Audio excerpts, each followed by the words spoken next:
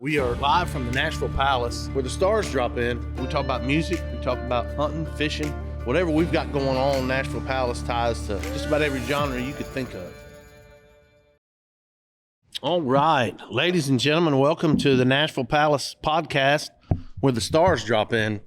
And today we have one of our superstars here with us. We have Mr. Randy Travis and Miss Mary here with us. And Barrett has got a million things going on today. We've got a great thing going on in the whole palace for the rest of the evening, dedicating the front room to Randy Travis here at the Nashville Palace.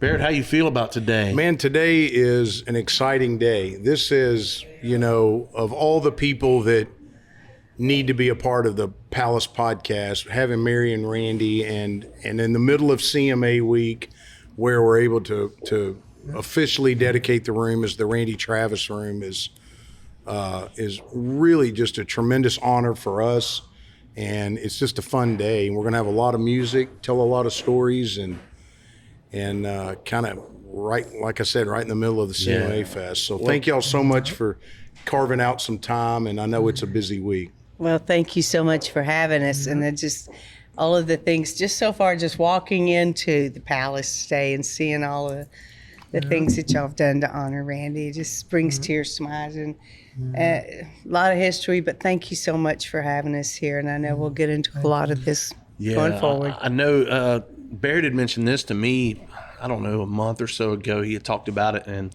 just kind of had it all in his head. And with the Palace crew and Barrett's dreams in his mind, he's got a room back here like I do too. And Squirrel's working overtime. He has let his people out of the room and put all this together. So kudos to Barrett, man. He's really worked hard on this, and the whole crew has worked hard on it, the whole Nashville Palace crew. So it's going to be a great day, a great evening. We're so looking forward to it. And I think that's what's made it, it's been a lot of work, but it's been kind of easy because it's like one big team.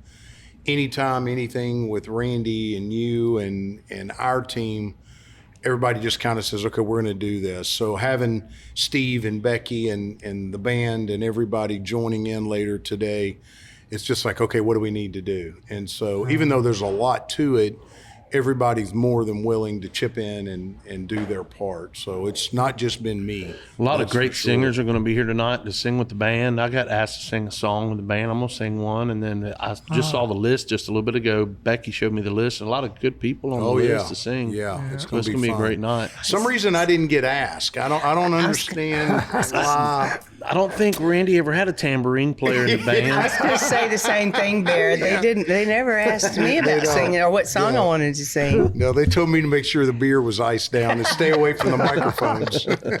We're the doo-wop singers in the green room. The backup singers that are unplugged, just singing like hell and nothing coming out. You just got to fill space, just filling space.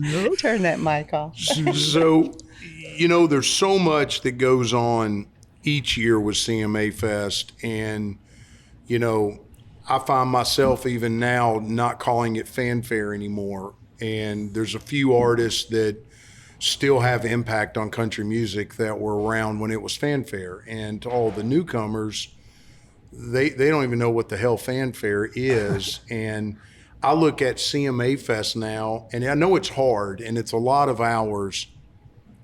But back when Randy started and was at fanfare, there was no air conditioning. They were in concrete buildings at the Tennessee State Fairgrounds with old metal church chairs, nothing like it is now. And back when they, had to get their fan club president to decorate the booth, and hell, the artists were decorating the booth. Randy you probably decorated your booth. Yep. There wasn't all the production that there is and the money in country music now.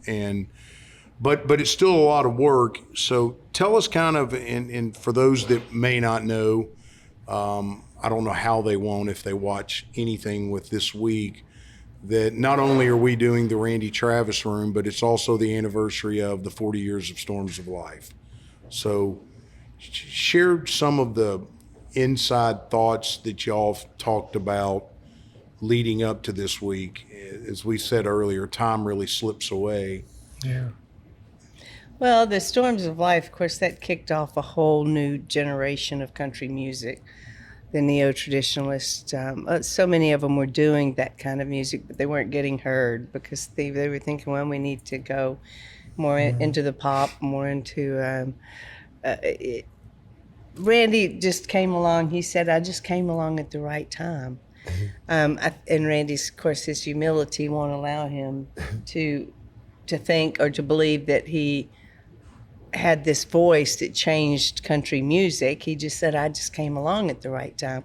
So the 40 years, it's fleeting, and Marshville and Nashville, they're 2 letters apart, but they're a million miles apart. Mm-hmm. So when Randy and Lib came here, and she was managing, I guess, here Sure. for your dad, or your granddad, and Randy was working here, I don't think that he had any idea that what he started then was going to be the tornado that he created with country music. And now here 40 years later, having been through some storms in life on his own and with his health, and it's a beautiful thing to get to be here today to celebrate it. Sure. And for y'all to keep lifting him up the way that you do. There aren't any words to tell you how special that is.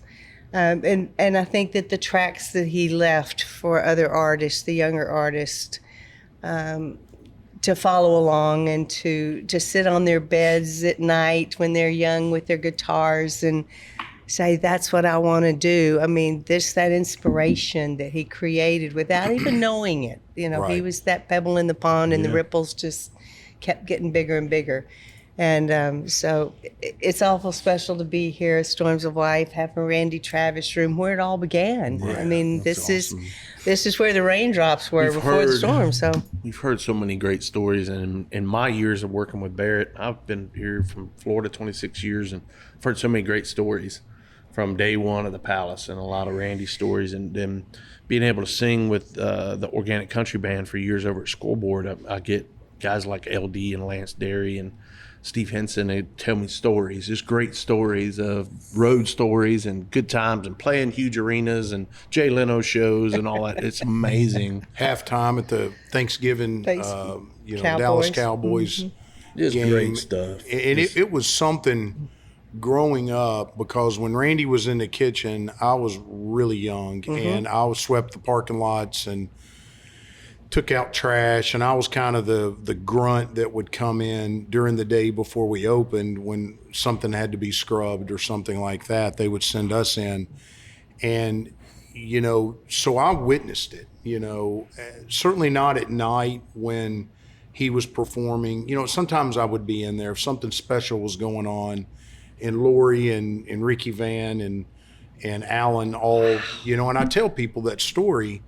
And I never get tired of telling it, because it's so amazing that when Randy was playing and Steve Hill was backing and LD was in there and all those guys, and then, Lori Morgan was a plug-in and Alan Jackson got to get slipped in, and you had Ricky Van playing.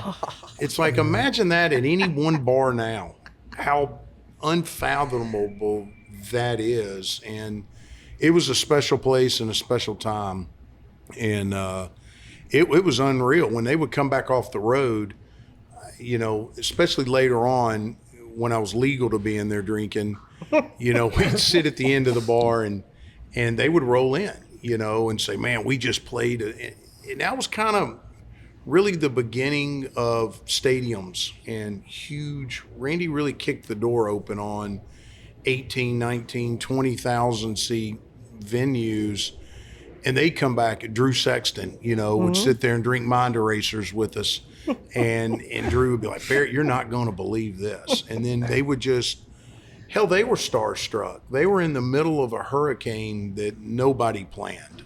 It just, I think he's right time, right voice, right era. It's one hell of a run. Golly. Wow, holy cow. Yeah. It was something To hear see. those guys talk about the arenas and going and selling up. I mean, there was records and I think accolades that Randy broke on selling out arenas and the crowds they had. And man, it just kind of gives me goosebumps to think of how that felt, how that had to have felt had to have been amazing, just unbelievable. And just being country, a guy who was washing dishes and working in the kitchen at the Palace, and operator, please Disconnect me.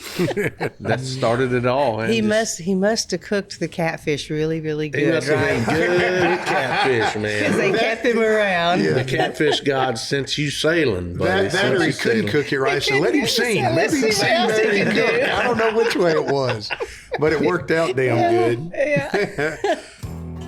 Can't get enough Randy Travis? Well, you're in luck, because this podcast wasn't the only thing we filmed that day. After the podcast, the Palace filled up as we dedicated the front room to Randy, officially naming it the Randy Travis Room, honoring his career, his music, and of course his unforgettable legacy. You'll get to see the dedication and a full concert where his friends and fellow artists sang songs and shared stories to honor him. We had cameras on Randy and Mary and the whole family throughout all of it, every reaction, every moment. If you were in the room, you know how special it was. If you weren't, we're about to bring you as close as you can possibly get. Full tribute coming next Friday. So, something that I really wanted to touch on was you don't hear a lot about you and where you started, and so I just did a quick glimpse into seeing. I didn't know that you were originally from Texas. It makes sense. So tell us kind of at the beginning, where did Mary get started in Texas? And then I know you're a Baylor Bear and you graduated with marketing, and which, you know, who knew? Who knew? You know, Yeah. that was a good choice. Yeah. So talk to us about your early days in Texas. Just born. Well, I was born in Texas, Plano, Texas, and was raised there on a farm. And we milked cows, hauled hay, chopped cotton all my life, up until I was 18 and left for Baylor. We had 6 kids in the family. I was number 5. Randy was 6 kids. He was number 2 from a farming family. But it's a life that you think you're being abused, you know, Right. when you're working that hard on a farm and stuff. But later in life, you wouldn't trade it for anything in the world, because it teaches you things. It teaches you that the stick-to-itiveness, the don't give up, the hard work, The grit. the ethic, the grit. So, yeah, I went to Baylor at 18 and graduated there with a business degree at 22, and then stayed there in Waco for a while for some things that I needed to do there, as I got involved with the Miss Waco, Miss Texas thing for a while, but couldn't wait to get out of that. Right. So, Now, wait a minute. What do you mean you got involved with Miss well, Waco? it was Miss Waco, and then I was second runner at Miss Texas. Really? I didn't know Yeah, that. and I called my swear I mama. didn't know that. I called my mom. I and can said, believe it. Mama, I want to come home. And she goes, no, you're going to stay there for the week, and then you don't have to do it again. So I didn't. So I stayed there, and then I never did So you it went again. from milking cows to Miss Waco. Yes. But, Wow. well, they call me That's Miss, a book. Miss Wacko. You wasn't part of that craziness down there in Waco. was you? No. But the it was an interesting thing, because I remembered seeing him at the HEB right there on the Baylor campus. Wow. Oh, wow. It kind of roaming around. Everybody thought he just doesn't look like a Baylor student, you know. David H-E-B, Koresh. David that's a Koresh. grocery Yeah. store in Texas. That's It the only is. place I ever see it. Yes, it's a big store in Texas. So for folks who don't know what a HEB is, it's like a Kroger or a Publix or a It's massive. big They're grocery massive. stores. But anyway, so You saw him at the Heb. he did, and we Wow. couldn't figure out what he was there for, but I think he was Up to no good. recruiting. Yeah. Getting Anyway. some matches. So you went into marketing. Went into marketing Did you think that you were going to do something? Or did you have a plan? Or did Not you just- really. I got a business degree because I figured that could take you anywhere, and I did real estate. I was in real estate, having a real estate license, and did that for a while, and I did interior design for a while, and I was a flight attendant for Southwest for a while, and then worked at a dental practice for 22 years, ran that, and so I don't think I ever really used my degree, but I had a Right. degree. I don't know. I went to school in Belmont, and really, I went to school on Music Valley, but officially at Belmont University. And He was signed into Belmont. was signed. yeah, I I was spent schooling in the valley. Schooling in the valley. I think they had books, and down here we didn't. And and that's what I went into was marketing. And I think in whether you're an entertainer like Randy or you're Miss Waco or you run the Nashville Palace like we do, marketing's kind of woven into everything. If you're going to do something in life and you're part of the brand, whether it's whatever, like I said, marketing's just kind of a catch-all. It is. If you're going to be successful. It's a canvas. It's a canvas degree. I think it's a way of thinking, Right. that you're always thinking a couple of steps ahead, so with you being married to this hurricane of a industry, it's good to have that in your back pocket. Absolutely. He's pretty easy to market, though. You know? Yeah. He sells himself, so Yeah. I'm not sure that my marketing skills are at work. Yeah, you just He gotta- sells himself. Yeah. So what year did you first meet Randy? We met in 1990. I was working with my brother who made the Stubbs shirts that Randy, he has one on today, as a matter of fact. But Stubbs was making shirts. We actually made the first shirt in the farmhouse that we were raised in. And then he started selling them to Neiman Marcus and Nordstrom's and overseas. And there was a store here in Nashville. I'm not even sure what the name of the store was.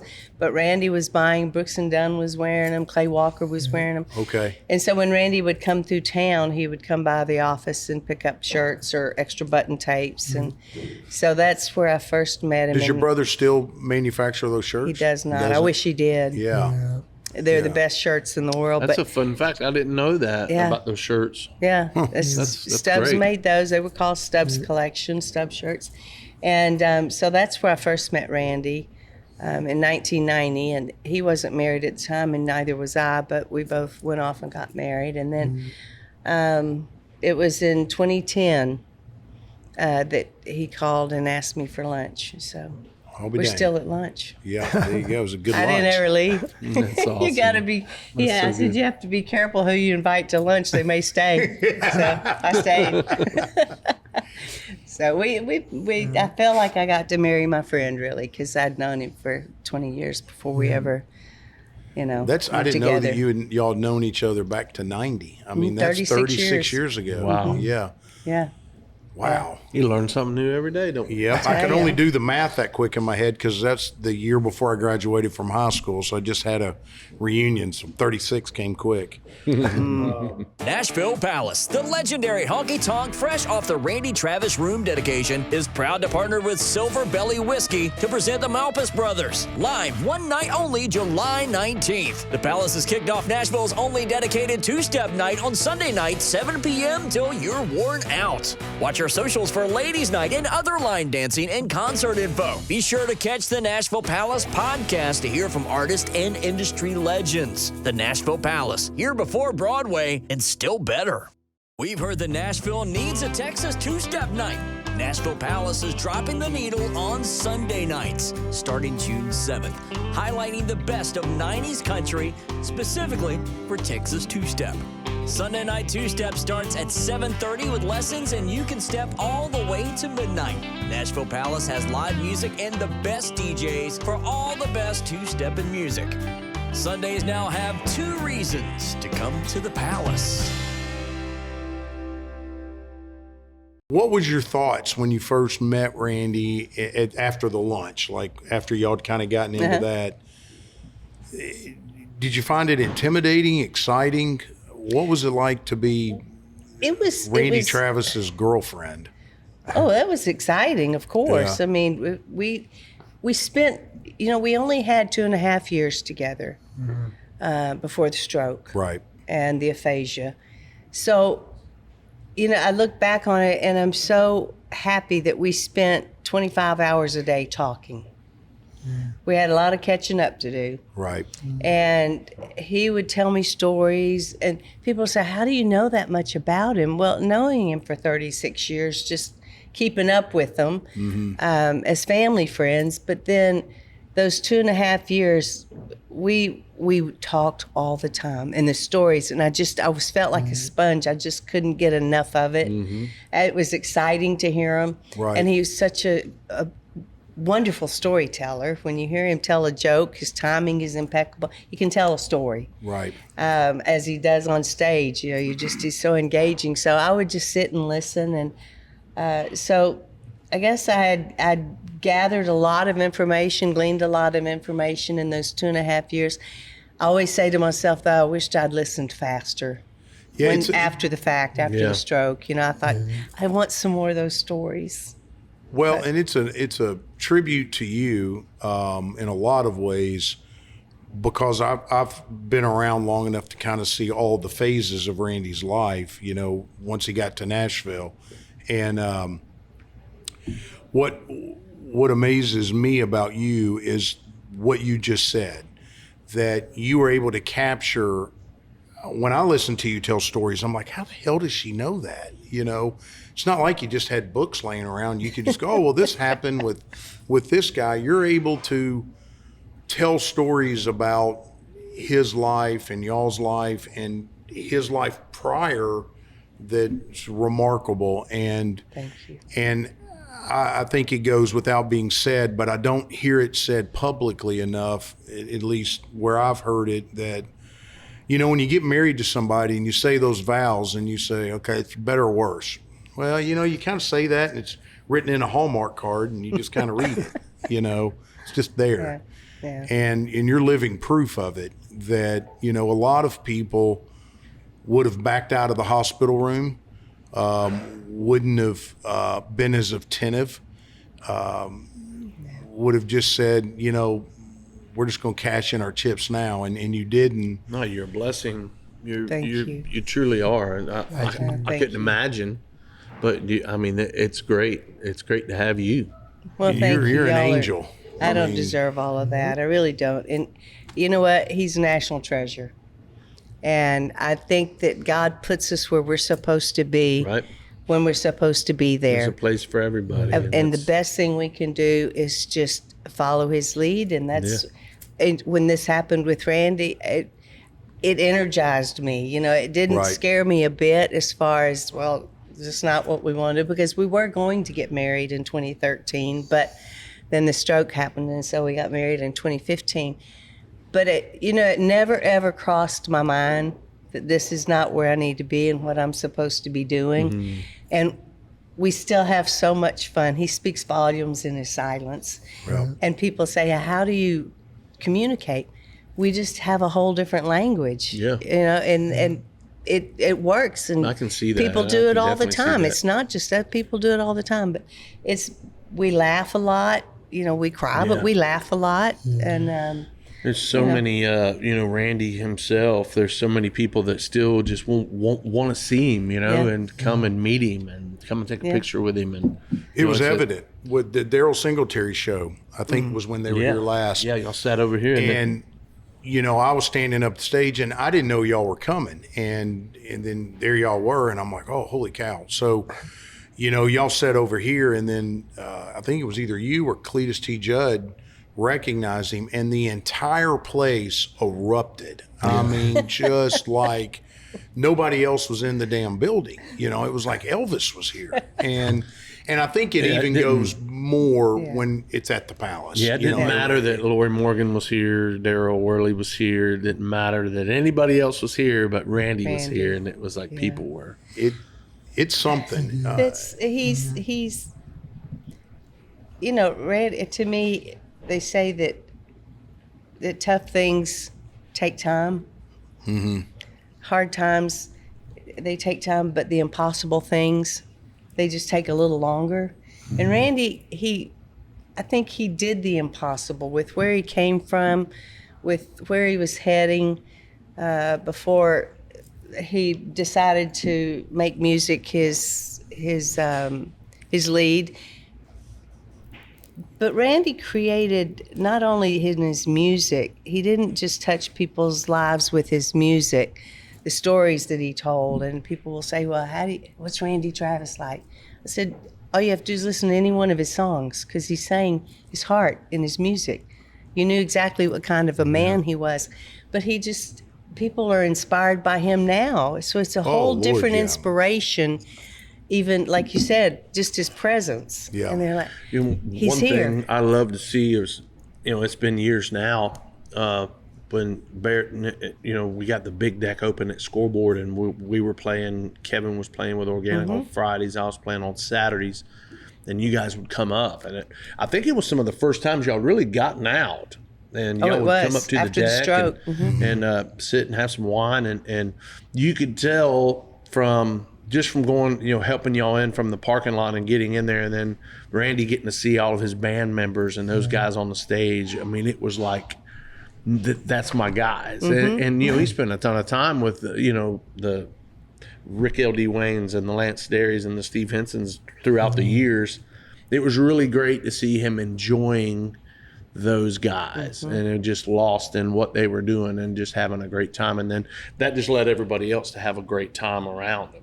Oh, Those Lord, it good was times. just That energy. Yeah, and I think people didn't know health-wise, because he couldn't talk very well, that, they were like, well, how's he doing? Yeah. And there's no doubt that he's doing great when there's music. You can see the twinkle in his eye right now just when you're talking about it. Yeah. And he's engaged in the music still, which is amazing that a human being can hold on to something that's that dear and still do and be a part of it is fascinating. And something that, when I went back and I guess I've always been so close to it. I've never had to research anything about your career or you or what was going on because I was around it.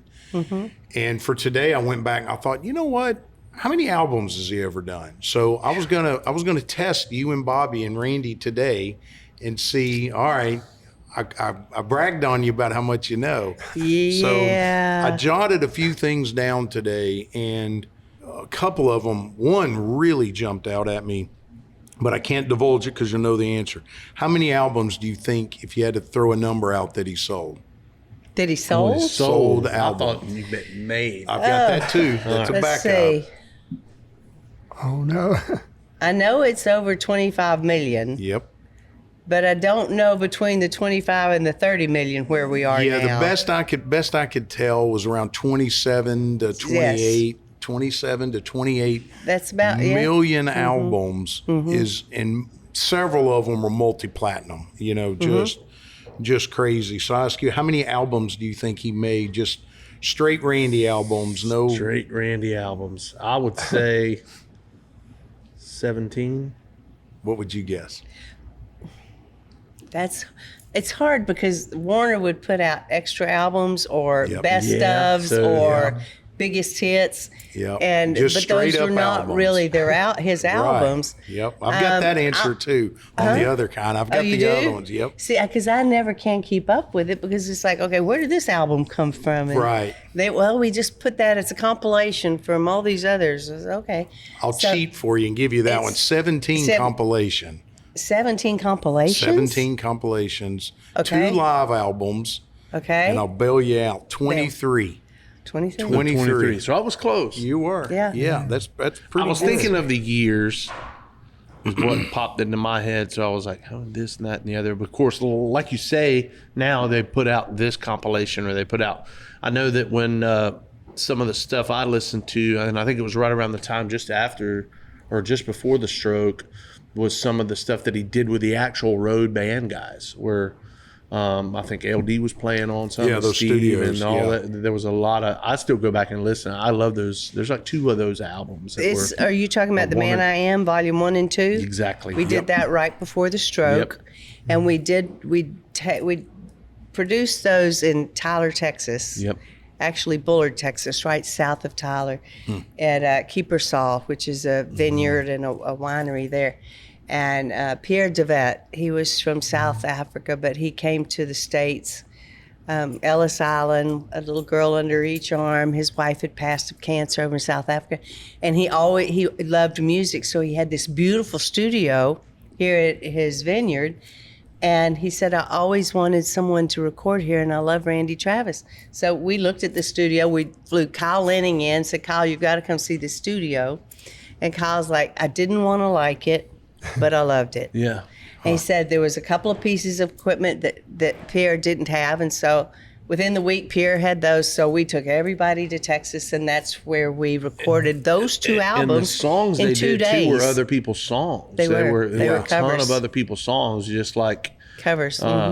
Saginaw, Michigan was on that. And, Diana, there was so many Saginaw, great Michigan. songs. Yes, Yeah. Pennies from Heaven. Pennies that was from one of my Heaven. favorites. Was the That's a good one. they're Oh, there just was so some good. beautiful All those songs songs. are great. In fact, that's tomorrow's Tractor Vibes are going to be those two albums for They're sure. the best. Yes.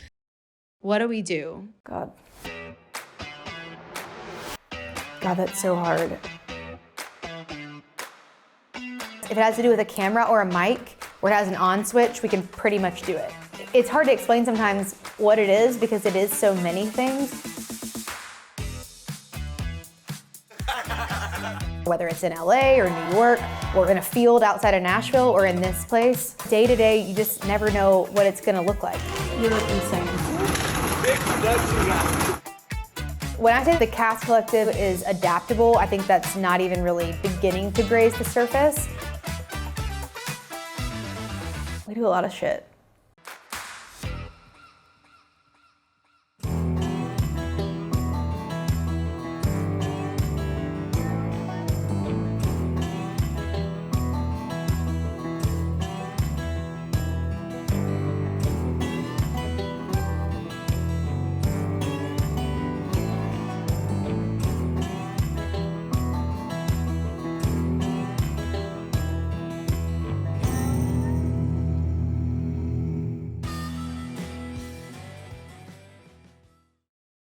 What's his Opry number? Oh, foot. I got her. Got me. I think that the Opry gets mixed up as to who those Yeah, numbers but they've were. got We were talking to theirs. Mark Yeah, Wills the yeah. other day, All right, and Mark's 49. like, What is it? 135. 135. 135. He's 135. Really? That's their published number for him. But Mark Wills is he was going to tell the story. yeah, we were asking Mark, or Mark was talking about it, and he was like, man, it took them a couple weeks for them to finally give me a number, but once they gave me that number, I stamped it as to what number he actually was. There's a good number of Opry members, but I don't think everybody ever stops and goes, well, I'm the 35th, or I'm the 67th, or I'm the 85th, or. But I hit Mark with it the other day. He was 185, wasn't he? Yeah, I think he was 185. I said, what's 185 mean to you? And he knew exactly. He did? I mean, just cranked it out. He was like, I know. And we talked about Mark's his, that way though. Mark's very he's very, yes. Detailed. He knew how many Yeah. I love ice Mark. cubes were in his sweet tea. yeah. I love it. He's Rain Man. Yeah. yeah. Rain Man. Another great thing, we're so fond of songwriting, especially on Music Valley. We got them roaming around everywhere. And I went back and did some research, and I had forgotten a couple of just the ones that were Randy was on his own, Better Class of Losers and Heroes and Friends. My personal favorite, The Reasons I Cheat, that's a showstopper. Yeah. Yeah. And then of course one of the biggest ones, I Told You So. And then there was one I didn't remember that you and Alan did. He's got the rhythm, and I've got the blues. Mm-hmm. And we just had Maddie Jackson on the other day talking about Silver Belly. And when she was leaving, she said goodbye to her dad, and he goes, "Where are you going?" And she said, "Going down to the Palace to do the podcast and talk about the Silver Belly whiskey." And he says, "Hey, remind them that's the first stage I ever played on." And I knew it was one that was early. I didn't know that was the first stage in Nashville. He come in here begging, is what he did. Yeah, he just, just an old, Cooking and begging. old bum from the Alan mailroom over Jackson at coming here T&E. begging for a They're place the to sing. best. Man. Just, Those two "Can I sing?" songs, She's Got the Rhythm, I Got the Blues, and Better Class of Losers, they wrote sitting on the bus at the Yes. Kentucky State Fair I in knew that. 1990, I think. I think there was See, another that's one an they wrote too, example. wasn't it? You just At the crank same 'em out. time. Yeah. It's incredible, That though. is, It's it's amazing that you know the detail of exactly where that is. unbelievable. And well, Alan went number one with one of them, and Randy went number one with the other one. And Yeah. you go, well, that was a pretty good hour of writing right there. Yeah, to say know? the least. Yeah, I saw an old Wow. clip of you and Alan on Ralph Emery's show the other day. I was going back and watching, and man, y'all were young. It was right when Randy was already, gone up, and Alan was just starting, and to watch y'all interact, and you talked about the Palace, and I told the girls, I said, I'd like to find all those old loops of everyone that's been around the Palace and just put it on a TV with closed caption and just Let it run. look at the history of, whether it's Porter or Boxcar Willie or whoever the hell it is. Do you ever sit and wonder who's up on the stage now that 40 years from now will be some? Does it ever cross your mind? It's intentional. I make it a point to have people in the organization that understand that that's kind of our job, and so many people through the years will say, oh man, Randy played at the Palace and that's where he got his start. That's really not, it is, but it's not. We're a platform or a launching spot. John A. used to say that. He would say, I didn't give that boy any talent. I just gave him some wood to stand on and a microphone. Stepping stone. And that's the way he felt. That's the way I feel today. It's an honor. The Palace doesn't go without songwriters and musicians. Whether it was Jerry Reed when John A. opened it with him, or Randy, or like Mindy Miller that plays here now that was on The Voice, that's so incredibly talented. It's what keeps the place going. Interesting. And I know we've got a big day and ahead of us, and they're going to make me rap because y'all have got a ton of media to do. There's so much left to do, and I know the tour that you guys are on now, and everybody can find that in the town that's coming. What's next? What's next in the chapter of Randy and Mary? Well, the tour's been wonderful. It's the More Life tour. That was one of the last songs he recorded before his stroke, which I think was just a God wink. It's like, okay, there's things that are going to happen, and this is a good song, for goodbye for now. Right. But the More Life tour, it's been wonderful to be on the road and to visit with some of his fans that have been there since day one, and the very fans that said the prayers that got us through what we got through. But there's might be an album being released this year of archives from before the stroke. Okay. That'd be great. So it has been read, it's prepared. Kyle Lenning's done his job with it, and Warner is working on that. So it's a whole new album. That's great. That'd be good for whole new y'all. voice. That'd be great. Yeah, That'd be and good it's for all of before us. the stroke, and we want to make sure people don't confuse it with AI. Some of the AI stuff, and the sure. songs that we did put out with the AI, hoping to prove that AI can be used in a good way. Well, just to say that, just to touch on that, there's so much AI going on in our worlds nowadays, and that's probably the first and only AI that I accepted because I knew it was covering the man. It was the man.